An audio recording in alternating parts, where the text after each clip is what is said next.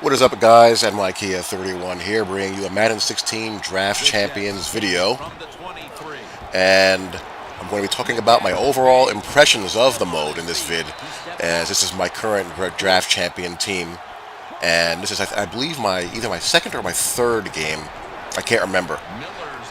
I played so many games with this yesterday, and I spent an embarrassing amount of time in this mode on live stream yesterday. I'm ashamed of myself.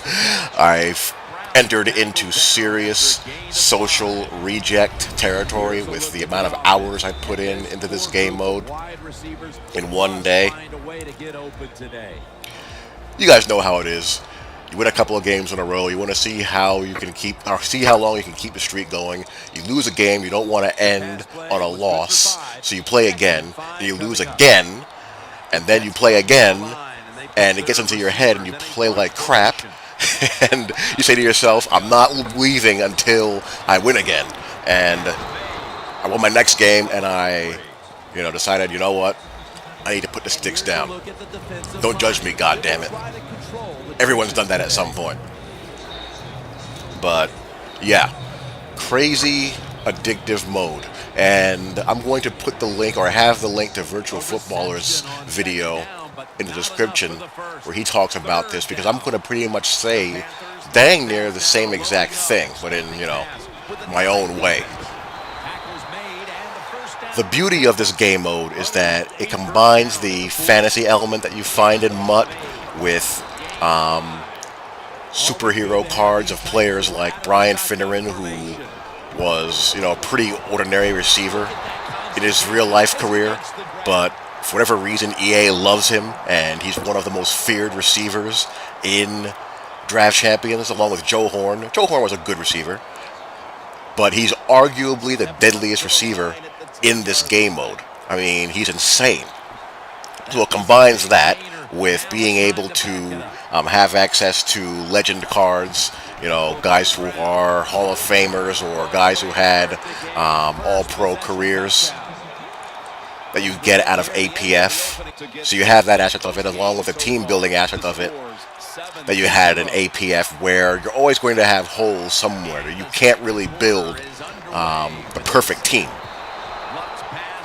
And, similar to APF, your stock players that you have on your roster are the, for lack of a better word, the equivalent of the generics in all-pro football. And like that game as well, some of them are really quite useful, like Theo Riddick, Darrell Green Beckham, Zach Miller. And there you see Antonio Brown. I see press coverage on him one-on-one. I am throwing it up there to him. But anyhow, you throw all that onto the table, and you just have a recipe for addiction. This is the gateway drug to MUT. But you can play it and feast on it without feeling like a total degen and complete miscreant like you would if you do play MUT. It's kind of like how a pothead can just smoke all the weed that he wants, but he knows he's better than the crack addict. And of course, the pothead also knows that it's more socially acceptable to smoke weed. But as a matter of fact, in some places it's illegal. So why not just, light it up? That's Draft Champions. Draft Champion is the weed. MUT is the crack, cocaine, heroin, the hardcore narcotics. Draft Champions is your nickel bag of weed and your street quality dope. And it's tempting to graduate from the gateway drug to the real deal. They entice you with packs for winning Draft Champions and for winning games. I've won a few rounds of Draft Champions already, and it says, redeem your team, take the team that you just won Draft Champions with to MUT, and here's a pack for your trouble as well. So it's like dangling that carrot out there for you. But I'm happy to say that year to date, I have not delved into the cesspool of Madden Ultimate Team. But while CFM is currently in the train wreck state that it's in until it gets patched. I need a mode to play. So it's either this, or it's between, playing these games, playing ranked, and also playing friendless people, which I will do. But this mode overall definitely does a hell of a job of filling that time void. It does have its weaknesses. It's actually its biggest strength is also its greatest weakness. The randomness of the cards that you get dealt, when you get dealt them, and the quality of the players that you will have at your disposal is both a good thing and a bad thing. There are hands where you get those dream drafts where you just have a loaded team on offense it's impossible to stop. You have that team that we all crave for this mode where you have enough quality DBs to shut down all of those potent receiving threats that you have to choose from. That's really one of the biggest things that I notice. It's easier to stack your team with dangerous receiving threats than it is to find players to defend them all. There's just not a very good array of good defensive back cards, but there's a lot of solid to good to great receivers and tight ends that you can put on your team.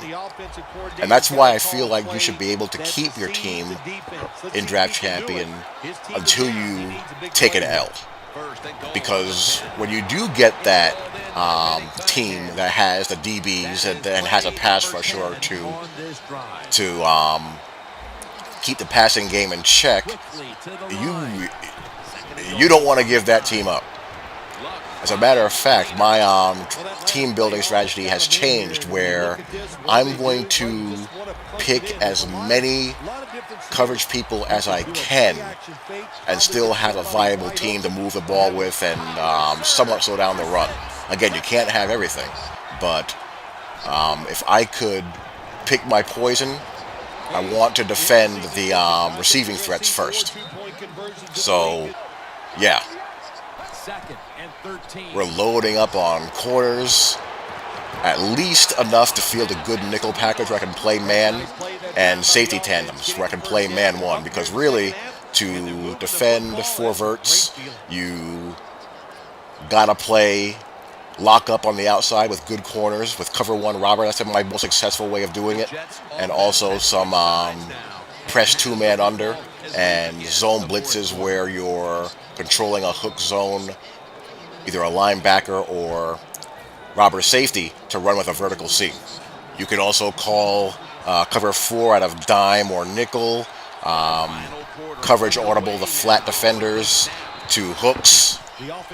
Again, run with slot vertical, and coverage audible your safeties to the middle of the field. And there are ways out of cover two and cover three that I have been labbing, which I'll go into later on. And then, you can either use or control a safety linebacker or do all the above and use a good pass rusher to get there before all that good stuff develops downfield. So, those are my thoughts on Draft Champions.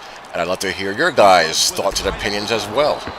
Hope you guys enjoyed. Talk to y'all later. Enjoy the rest of this game. Take care. Peace. Locked in on the football and has hold of it with two hands.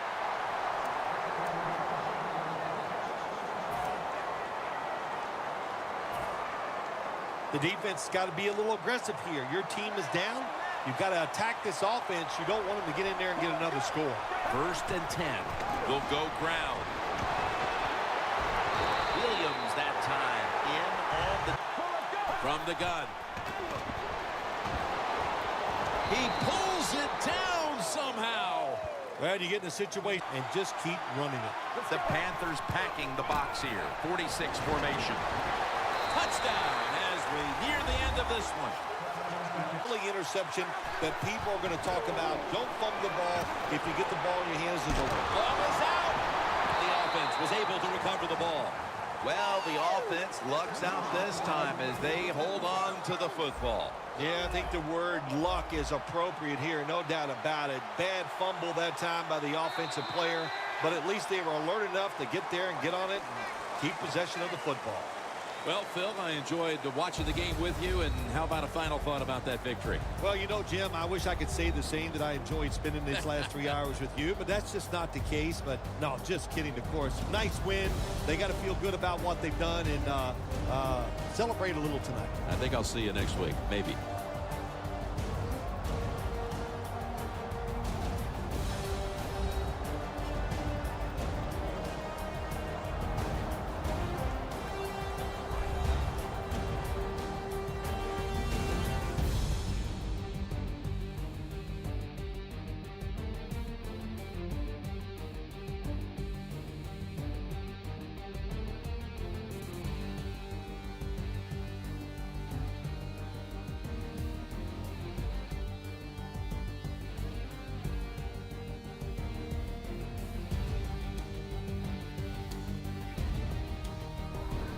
So for Phil Simms and all the crew at EA Sports, Jim Nance saying so long for now.